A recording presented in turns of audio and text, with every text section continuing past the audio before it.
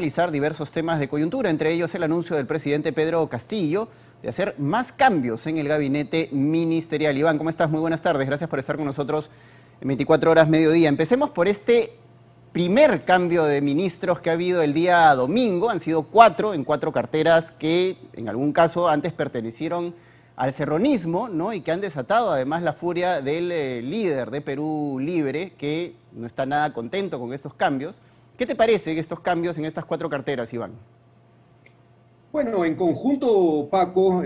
buenas tardes primero, te decía, en conjunto creo que ratifican que hay una ruta todavía errática en el Ejecutivo, en la Presidencia de la República, porque, mira, en primer lugar, el cambio que más preocupa y el que más intranquilidad trae es el ocurrido en la cartera de Desarrollo Agrario y Riego, con un reemplazante que a todas luces no tiene las credenciales ni la experiencia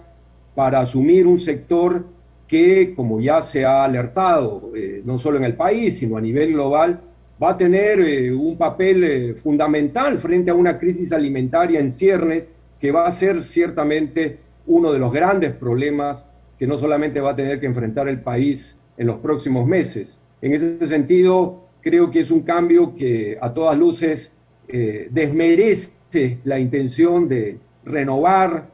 o de recomponer positivamente un gabinete que viene ya ciertamente desde hace mucho gastado y descompuesto, como es el que todavía preside Aníbal Torres, ¿no? Pero ahora, algo interesante, Iván, de este cambio ministerial es que en el fondo representa la ruptura con algunas de los antiguos aliados, o por lo menos daría a entender que se está rompiendo una suerte de relación con los antiguos aliados del presidente de la República, Pedro Castillo, ¿no? El ministro del Interior que ha jurado era el jefe de gabinetes del ministro Avelino Guillén, que generó la crisis del gabinete que terminó con la salida de Mirta Vázquez. Por otro lado, sale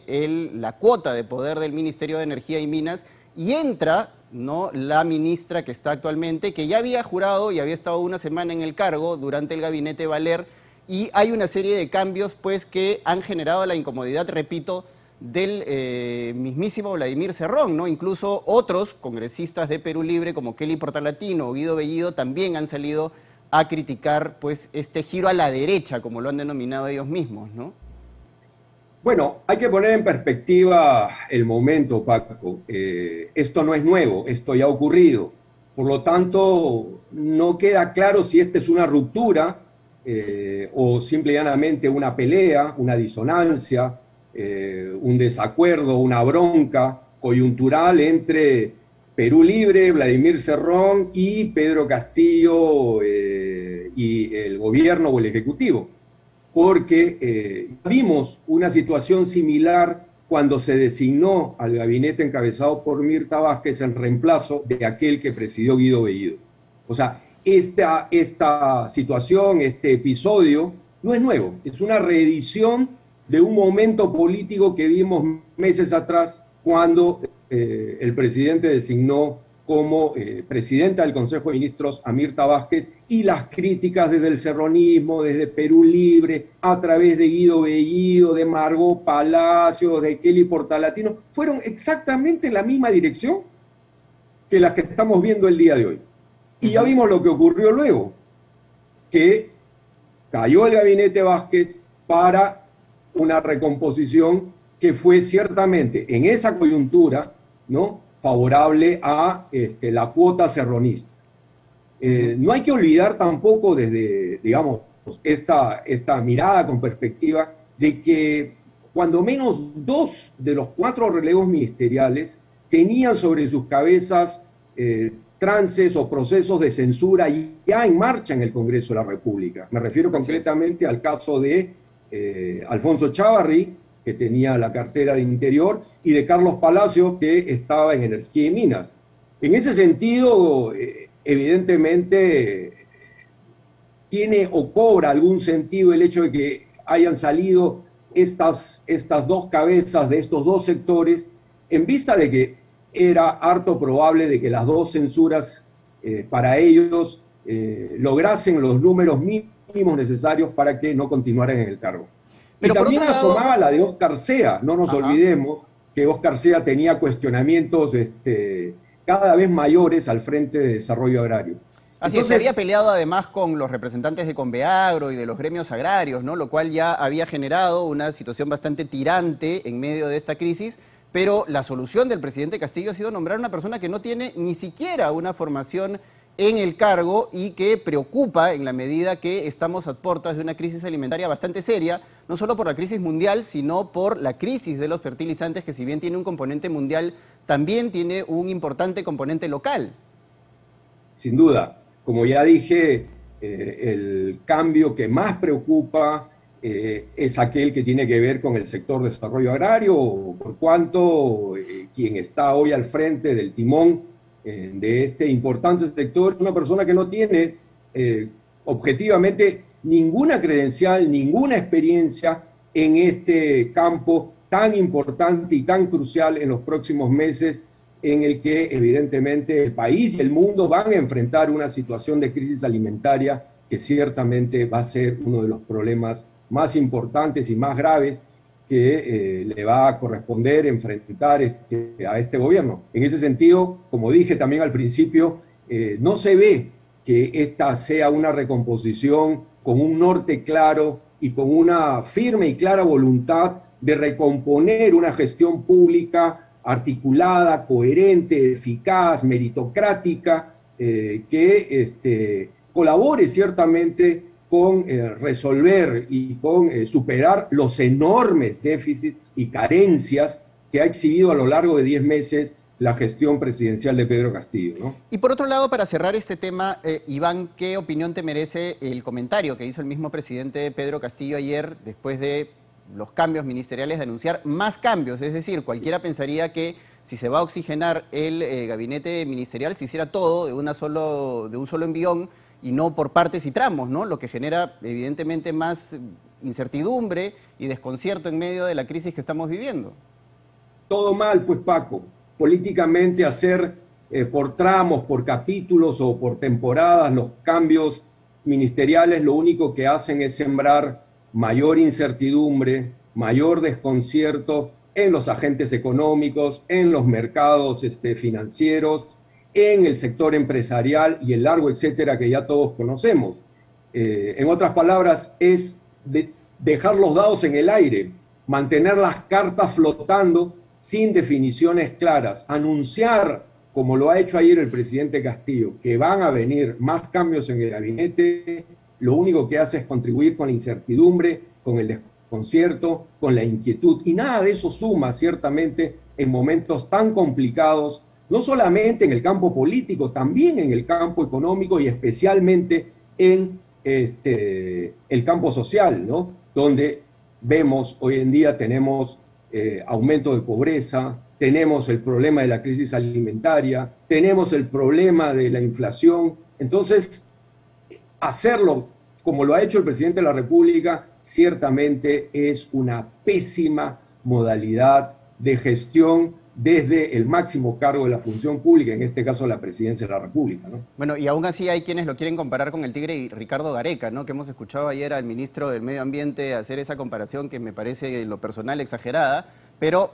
ahí está la comparación. Hablemos ahora de Bruno Pacheco y Samir Villaverde. Ayer se han emitido unos audios en los que Samir Villaverde y Bruno Pacheco hablan de a qué ministerio ir, ¿no? Empiezan a hablar del Ministerio de Transportes como primera opción, que el segundo gran botín es el Ministerio de Vivienda, y la verdad es que es un audio bastante elocuente sobre lo que pensaban o cómo pensaban repartirse algunos puestos o algunos ministerios estos dos personajes sumamente cuestionados y que son parte del epicentro de la crisis política actual. ¿Qué opinión te merece estos audios que se han difundido ayer?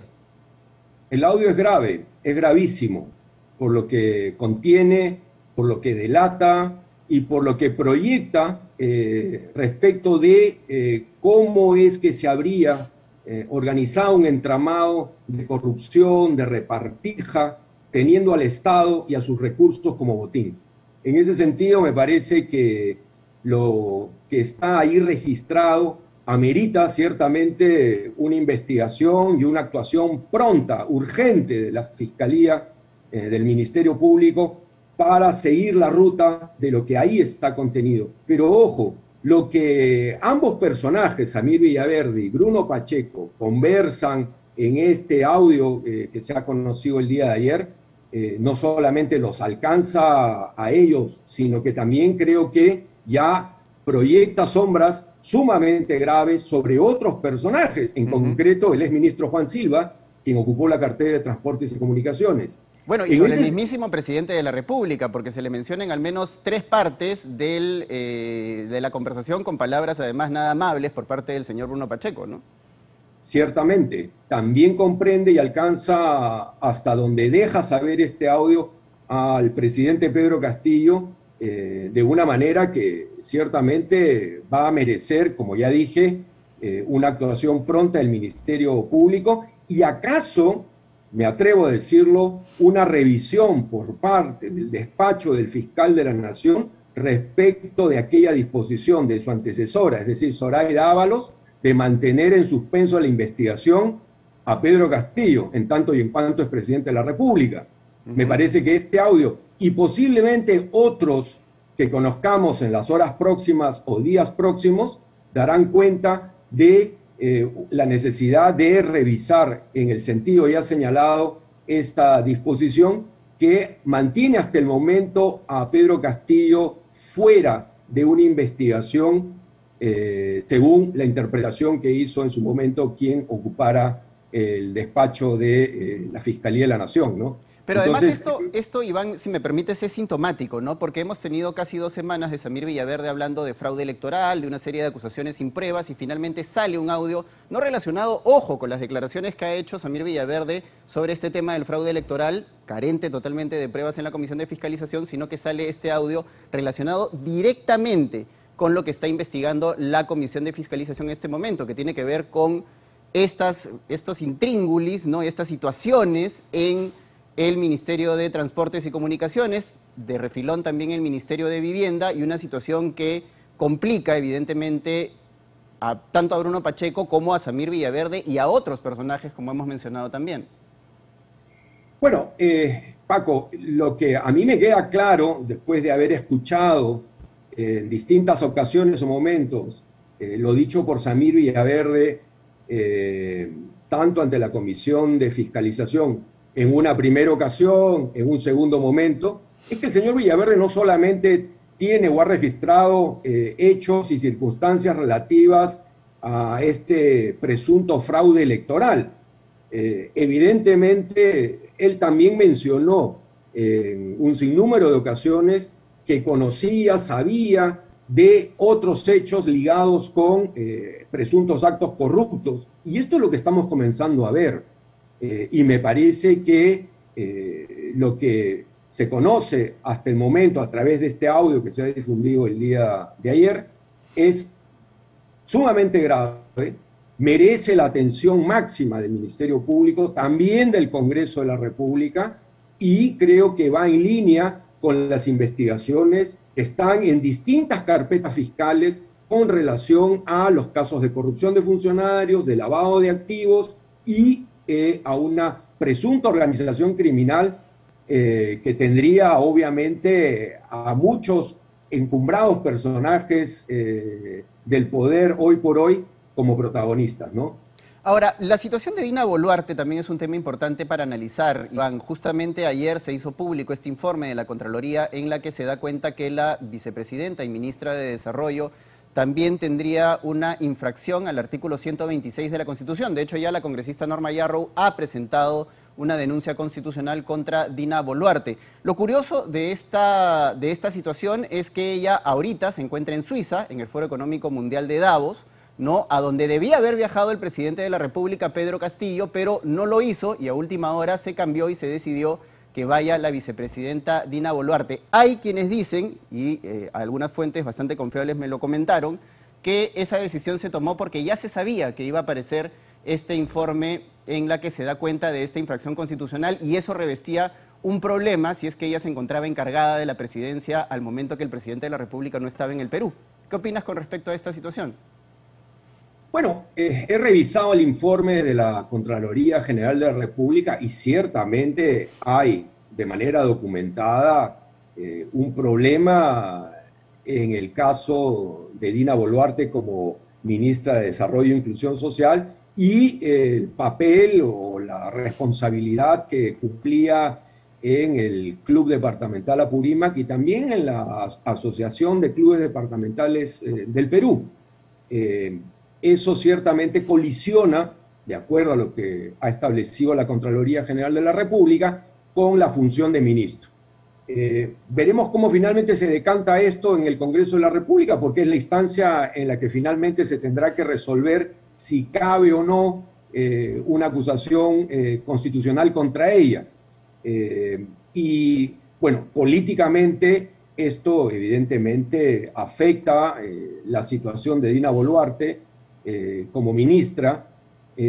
Aún está por verse cuánto la afectaría como vicepresidenta de la República. Me parece que ahí hay un debate o una controversia que tiene posiciones encontradas, pero sin duda es un hecho político que también va a repercutir en esta coyuntura en la que estamos viendo, vamos a tener eventos, situaciones, revelaciones que van a tener impactos, creo que importantes en los próximos días, ¿no? Así es, se hablaba precisamente de que el debate ahora se centra en si es que la vicepresidenta y ministra podría ser inhabilitada para ejercer la función pública y en ese caso, ¿qué tanto afectaría su función como vicepresidenta de la República? Según Omar Cairo, esto no vendría a cuento porque la infracción se ha cometido como ministra de Estado y no como vicepresidenta de la República. En todo caso, ahí hay un debate que definitivamente va a ser interesante también para analizar desde el punto de vista jurídico y procedimental además. Sí, como te señalaba, hay una controversia con respecto a Dina Boluarte en lo que atañe al cargo de vicepresidenta de la República y la función ministerial que viene cumpliendo. Esa es ciertamente una polémica, un debate o controversia que se va a tener que dilucidar en el terreno parlamentario, acaso en la Subcomisión de Acusaciones Constitucionales, para deslindar o discriminar exactamente cuáles de los dos cargos se verían afectados por esta colisión o incompatibilidad que ha detectado la Contraloría General de la República.